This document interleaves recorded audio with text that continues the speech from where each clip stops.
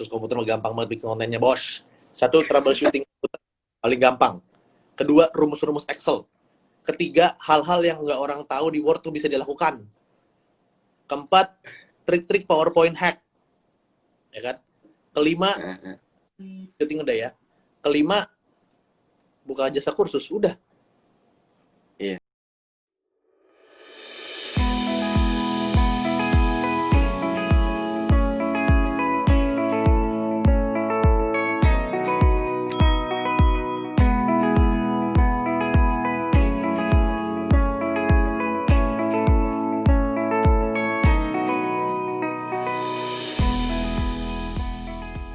Oi, Woi bro, gila sinyalnya di sini caur banget.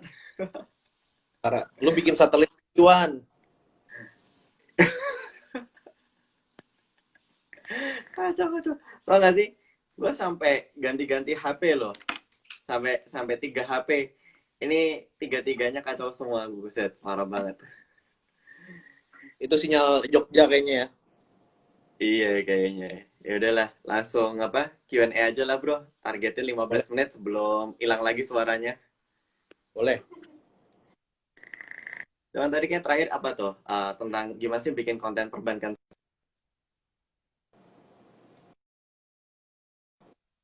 Cuman nggak sampai perbankan syariah banget. Menurut lo gimana tuh? Kalau mau bikin konten tentang syariah sih, banyak kan yang mantap sih tentang mitos-mitos syariah. Karena orang sih masih banyak yang sebenarnya kredit gini, contoh ide konten ya, contoh judul konten ya. Ya.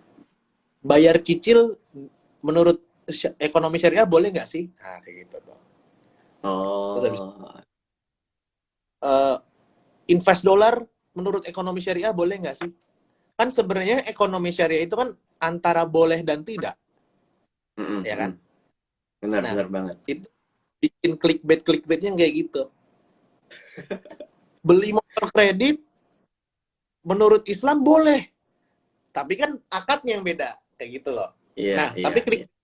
tuan yang bikin orang naik. Cara kredit yang halal menurut ekonomi syariah. Terus abis itu kalau telat bayar cicilan nggak ada denda menurut ekonomi syariah. Enak bener dong. Kayak gitu. Yo, jago. Iya benar juga ya, bikin apa? Kemampuan bikin kopi itu gimana bro? Belajarnya dari mana tuh? Uh, Atau buku apa? Atau emang ya dari experience aja sih? Bentar. Gue pertama kali pelajarin itu bukan copywriting, Wan, tapi gue pelajarin tentang gimana otak manusia itu berfungsi. Itu namanya neuroscience. Itu gue belajar buku namanya Thinking Fast, Thinking Slow dari Daniel Kahneman. Tapi itu Ya. buku brengsek sih itu. Itu udah tebel banget, fontnya kecil-kecil, rapet banget. Jangan dibaca. Kalau mau copywriting, coba lu baca bukunya Jim Edwards, Copywriting Secret namanya. Oh, Jim Edwards ya, Copywriting Secrets. Iya. Terus sama liatin aja di trending topik di YouTube, clickbaitnya tuh kayak apa. Itu. Iya sih. Dan sebenarnya kalau gue bikin konten tuh, lu bisa ngerti otak manusia itu berfungsinya pakai otak yang emotionnya. Jadi kita bikin copywriting tuh yang sesuai dengan emotionnya, hindarin jargon-jargon yang kayak gitu loh. Kayak misalnya kita bilang, akad mudarobah menurut ekonomi syariah. Orang yang masih awam, apa itu akad mudarobah buat ekonomi syariah? Kan? Padahal kalau misalnya kita agak lebih sedikit tweak kata-katanya, lebih ke arah kredit bolehkan dalam syariah. Kok bisa? Kan intinya sama aja. Cuman kemasannya Iya, beda. benar. Ya intinya sama-sama ngejelasin tadi itu ya akad mudarabah tadi sebenarnya. Yes. Itu jadi nama istilahnya di NLP itu di Chang Up. Chang Up tuh misalnya gini, Ridwan kerja jadi konsultan. Kenapa sih Ridwan kerja jadi konsultan? Karena dia pengen dapat uang. Kenapa sih pengen dapat uang? Karena dia pengen umroh. Kenapa dia pengen umroh? Karena dia biar bisa mendekatkan diri kepada Allah. Lu bisa combine di situnya. Jadi konsultan makin dekat sama Allah. Clickbait. Iya. Gitu. Jago, Siapa nih? jago, jago. Songong bet muka lu gut. Lah, kue cucur banget. Muka lu hancur banget. Bro, ini juga udah eh, sinyalnya masih kayak tadi sebelum tambah apa gelap nih. Pertanyaan terakhir dari gue deh sebelum kita tutup ya. Yang tadi sebenarnya gue tulis di chat sih sebenarnya. Misalnya nih, uh, semua followers lo hilang, lo harus mulai lagi dari nol. Tapi yang tertinggal di lo nih cuman experience lo sama apa yang lo ingat kayak gitu ya. Dan semua orang tuh tiba-tiba nggak ingat lo sama sekali. Gimana caranya lo bikin konten mulai dari hari ini itu bisa secara efektif? Apa yang akan lo lakukan? Pertama kali gue bakal bikin TikTok. TikTok ya. Gue bakal bikin TikTok yang menggugah emosi. Contohnya, gue bakal pakai sepeda gue, mereknya Polygon. Itu sepeda gue biasa ke masjid. Gue bikin video Hmm. kayak lagu yang kayak I na na na na na. Apa sih yang Don't stay awake, you know, don't Oh na iya, na iya, iya, lagu-lagu itu ya. na na. Gue bakal bikin konten kayak ini sepedaku. Memang sepedaku bukan Brompton, tapi insya Allah sepedaku ini bakal jadi Bromptonku di Sirotol Mustaqim karena aku bawa untuk ke masjid. Yang menggugah emosi. Iya, iya, iya, benar, benar. Kayak konten gue yang viral dulu tuh yang gue kelusuh badannya tapi gue belanjain istri. Gue bakal bikin kayak gitu dulu. Jadi bener-bener Ah, dapetin emosi, ya kan? Jadi gue bakal masuk, keren. orang-orang udah, kontennya keren ya menyentuh hati, baru gue masukin di situ ilmu-ilmu tentang self development. Itu di TikTok. Mhm. YouTube gue nggak sentuh dulu. YouTube gue nggak sentuh dulu. Kalau Mhm. di IG gue bakalan bikin video-video yang lebih ke arah motivasi ringan tentang kegalauan-kegalauan anak-anak muda, tentang passion, tentang milih jurusan, tentang milih Mhm. pekerjaan dan segala macam seperti itu. Berupa video sama microblog. Gue bakal mulai dari situ dulu. Itu Mhm. dulu yang pertama. Setelah itu baru gue bakalan masukin lagi ke tentang personal branding atau self development yang lebih arahnya technical. Itu yang bakal gue lakukan. Nah, itu mulai dari nyentuh emosi dulu, terus masuk ke yang tadi tuh kayak motivasi ringan, sampai akhirnya pindah step ke yang technical itu, acuannya apa tuh? Misalnya followers sudah berapa atau engagement udah kayak gimana gitu. Acuannya kalau gue untuk KPI sih belum tahu ya. Tapi Hmm. mungkin gue bisa bilang pada saat orang sudah banyak DM ke gue nanya atau curhat tentang hidupnya dia. Ah, Kalau gue kayak gitu. iya. Dari situ ya. Jadi gue rekap nih. Malah menurut lo tuh kalau misalnya lo harus mengulang lagi dari nol, justru yang paling bagus dari TikTok dulu. YouTube nggak disarankan untuk di Belum, awal. belum Dan itu dulu. kalau main di Instagram, bener-bener masuk ke kolam yang audiensnya paling banyak ya. Kayak motivasi ringan, Yes. kegalauan, mengejar passion, segala macam. Dari situ dulu yang membangunnya ya bro ya. Yes, dan ini nggak bisa disamain semua orang ya. Karena gue punya Iya benar. skill ngomong bagus. Gue punya Oh skill iya. ngomong bagus. Gue punya ekspresi mimik muka pakai I ya. Mimik muka. Mimik mukanya bagus gitu kan. Itu gue sadar itu skill gue. Gitu. Uh, dengan catatan gue nggak butuh duit ya. Gue nggak butuh duit ya. Kita nggak ngomongin duit ya. Iya, iya, benar, Kalau benar, benar. cari duit lagi, gue jualan apapun itu. Gue jualan semua barang yang bisa dijual buat gue makan, tapi gue masih bisa bikin konten. Gue gitu. Benar, benar. Realistis ya bro ya. Kulkas Soalnya mak gue aja. bangun kolam di sosial media ini juga nggak bisa langsung jualan ya. Ini kayak bangun aset dulu nih, bikin pondasi dulu sampai jadi baru bisa jualan ya. Yes, yang penting perut kenyang buat bisa mikir bikin konten. Kulkas mak gue aja gue jual kalau misalnya perlu.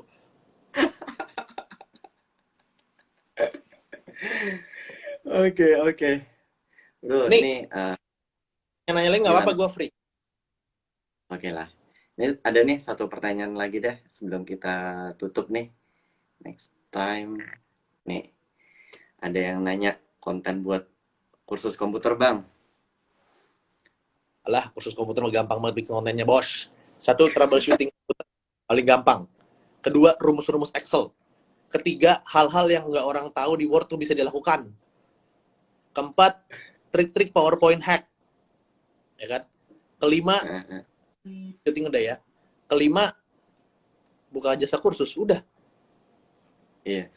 Kadang-kadang tuh mungkin orang ini ya, tahu teknis-teknisnya, cuman dia nggak tahu nih cara bikin konten yang pas, termasuk kayak tadi tuh, bikin judul yang clickbait. Kayak mungkin mereka mikirnya eh, cara menulis formula untuk VLOOKUP dan HLOOKUP kayak gitu ya. Kan boring banget ya, tapi ketika udah ketemu Bang Ogun nih, kayaknya kok bisa gitu ya dibikin sebuah judul yang ya intinya mau ngomongin yang sama, cuman orang tuh kayak jadi tertarik untuk nge-slide terus gitu ya.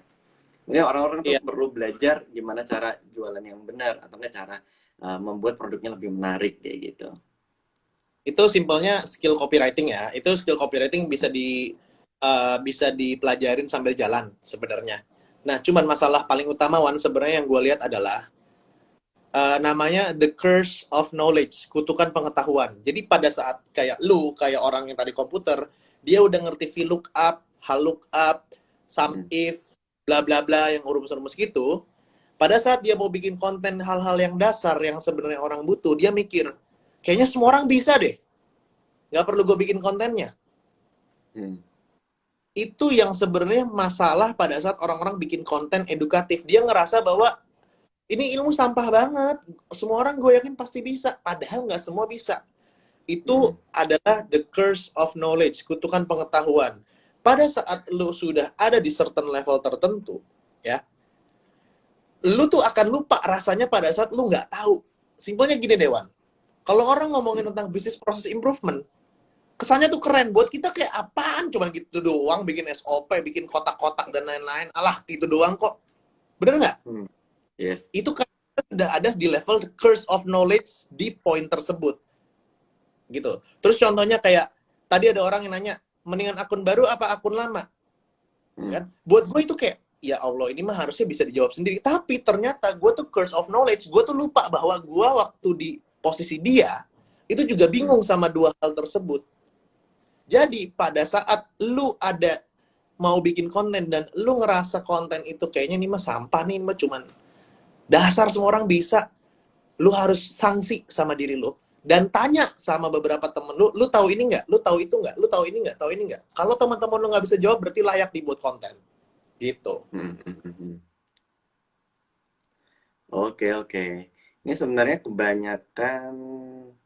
Oh, ini ada pertanyaan yang bagus nih. Kalau yang lainnya sih kayak nanya ini desain pakai apaan, passion belum ketemu. Kayaknya jawabannya mas bisa dicari dari konten lo deh. Ini satu deh gue ambil nih. Bang, gimana caranya dapat investor bos Arab yang sedang berkembang? Jawabannya adalah jangan tanya sama gua.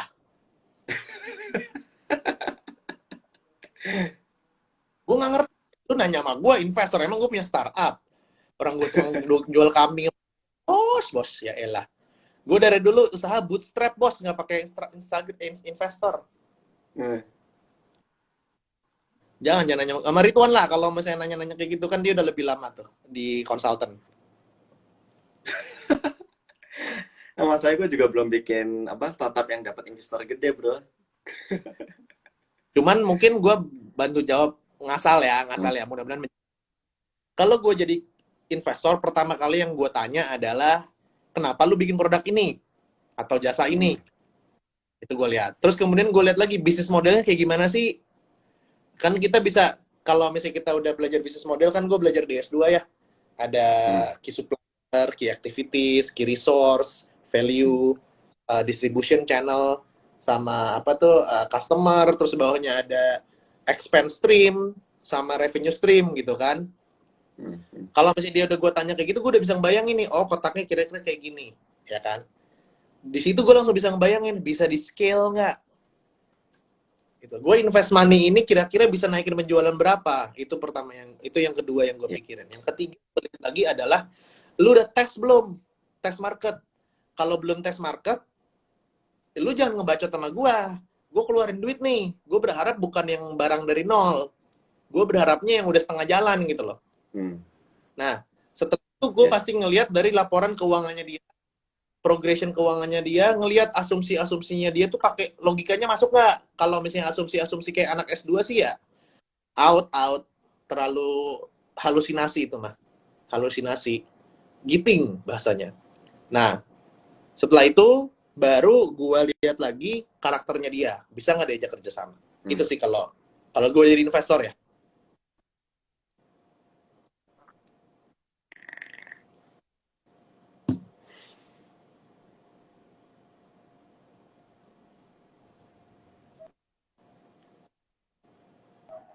Ya, hilang suara lu. Ah, ada tuh. Halo? Oke, benar-benar. Ah, udah. Fingram.id-nya dan kalau ada apa-apa kabarin gue aja. Insya Allah gue bisa bantu.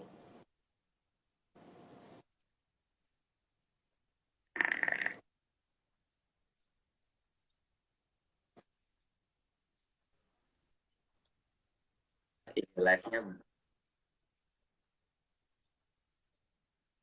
Boleh, banyak kabarin aja. apa keputus-putus sama padahal ilmunya keren-keren banget, apalagi disuruh-suruhnya putus lagi ngulang cerita lagi keputus lagi. Kalau boleh dalam bentuk webinar ya bro ya, kalau boleh nih biar jadi nanti bisa kita belajar gimana caranya nambah penghasilan melalui personal branding yang benar-benar tanpa keputus sinyal kayak tadi. Malam ini keren banget nih ilmu-ilmu yang di-share sama Bang Ogut, mulai dari gimana ceritanya dia dari apa keluar dari kerjaan tetap, keluar dari zona nyaman, sampai mencoba banyak hal yang baru, terus sampai akhirnya sekarang jadi seorang personal brander ya. Inilah ngajarin banyak orang gimana caranya bikin konten yang baik dan bisa menghasilkan. Jadi nggak cuma sekedar baik aja, tapi bisa semoga bisa menjadi side hustle dan ngasih tambahan penghasilan. Oke, selamat malam Bang Ogut. Mungkin satu lagi cerita di kemungkinan nanti hari Sabtu tentang investasi syariah 101. Kalau tadi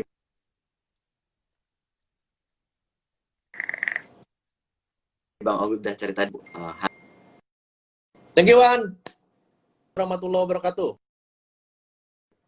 halal atau haram nggak sih kayak gitu. Nanti lebih lengkapnya ikutin aja follow di Fingram. Ini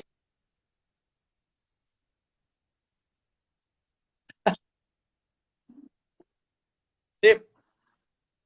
sampai Assalamualaikum pada warahmatullahi wabarakatuh.